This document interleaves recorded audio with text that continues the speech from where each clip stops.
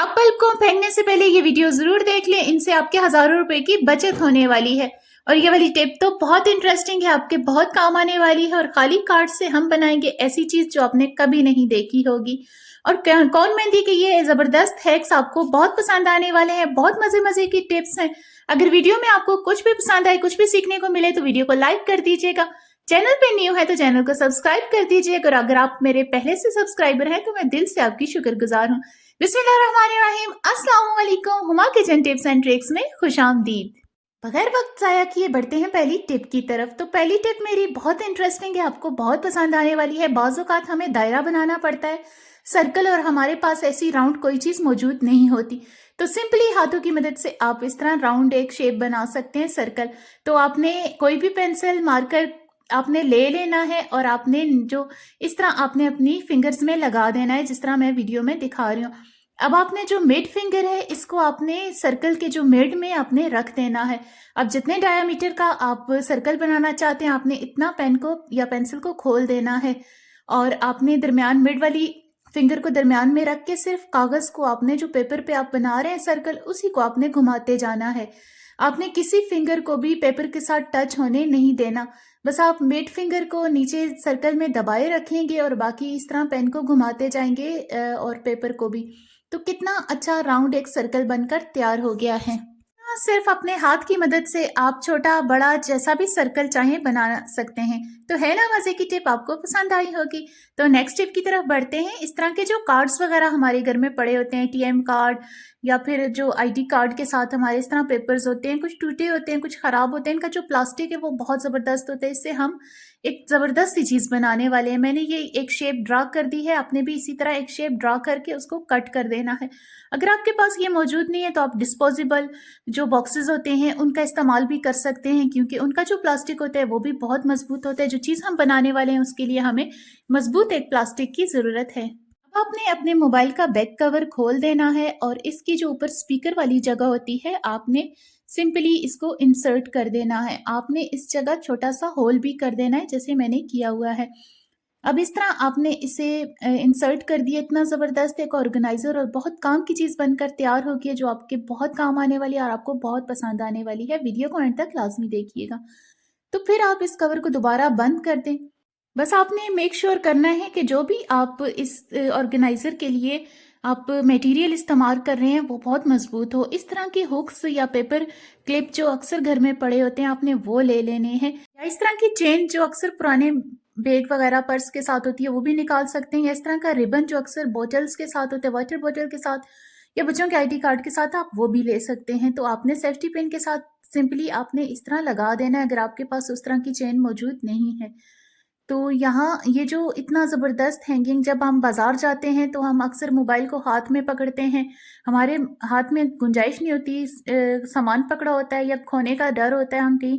तो इस तरह आप अपने गले में भी लगा सकते हैं, या अगर आप इसको किसी ऊंची जगह हैंग करना चाहते हैं तो आप इस तरह उसे हैंग भी कर सकते हैं। इस तरह आप चार्जर पे भी लगा सकते हैं।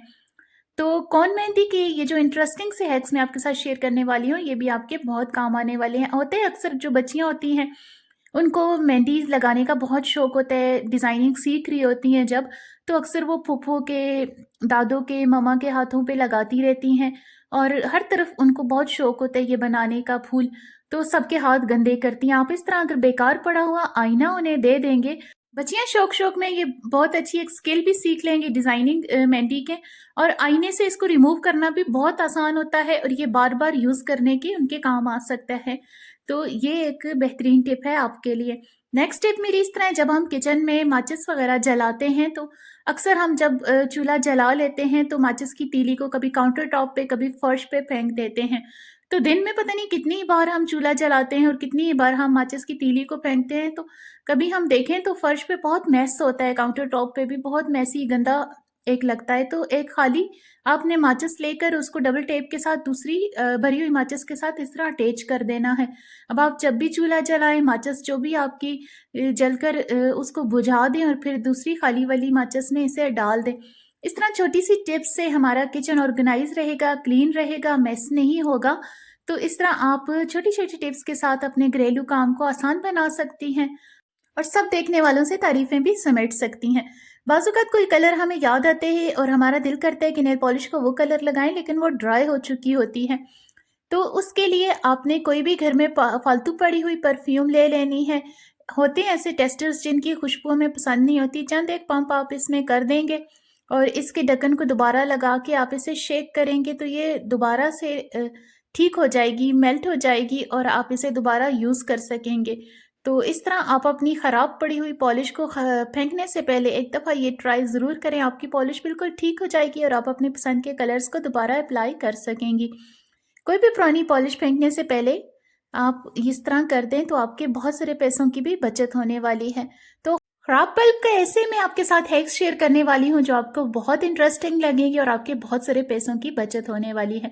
सबसे पहले मैं आपके साथ शेयर करूँ कि इस तरह जो गंदे बल्ब होते हैं ना, उनसे रोशनी बहुत कम आती है, उनकी लाइट डिम हो जाती है, तो घर में कोई भी फालतू पड़े परफ्यूम से आप इजीली इसे क्लीन कर सकती हैं।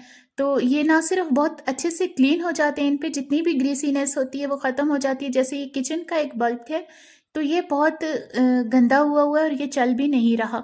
तो हम इसके साथ ऐसा काम करेंगे कि दोबारा से चलना भी स्टार्ट हो जाएगा, वर्क करने स्टार्ट हो जाएगा और ये साफ़ भी हो जाएगा। बस परफ्यूम की मदद से इसका सारा जो चिकनाई है वो भी हमने साफ़ कर दिया। बल्ब बिल्कुल साफ़-सुथरा हो गया है। अब इससे रोशनी भी प्रॉपर आएगी।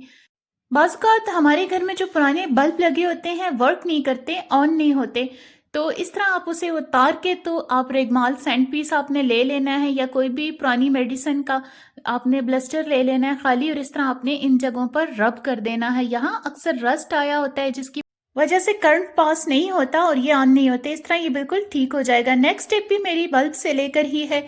इस तरह अगर ख़राब बल्ब हों, वो बिल्कुल भी काम ना करते हों, आपके ठीक करने के बावजूद वो फ्यूज़ हो चुके हों, तो आप ये काम कर सकते हैं। आजकल बल्ब जो हैं वो प्लास्टिक के आ रहे होते हैं, इजीली इनकी केप रिमूव हो जाती है। आपने अपनी पसंद के कोई भी पोस्टर कलर्स ले लेने हैं और इस पे अच्छे से पेंट कर देना है। आप अपनी पसंद के कोई भी कलर्स ले सकते हैं। मैंने इस तरह एक फालतू ढक्कन इसका लगा लिया है डबल टेप के साथ और इसके ऊपर मैंने अपनी पसंद से ये रेड और वाइट कलर कर दिया है। ये मैंने एक अच्छा सा डेकोरेशन पीस बना दिया है। आप इसे मशरूम भी कह सकते हैं। आप अपने गार्डन में इसे लगा सकते हैं, बच्चों को ये बहुत पसंद आता है। इसी तरह मैंने पत्थर पे पेंट करके एक लेडी बग भी बना दिया है। बच्चे तो बहुत खुश हो जाते हैं ऐसी चीज़ों से और आपको भी बहुत अच्छा फील होता है। तो हमने यहाँ एक खाली डिबिया ले ली है और उसमें मैंने थोड़ी सी कॉटन डाल दी है। ये भी बहुत ज़बरदस्त आपके काम आने वाली टिप है।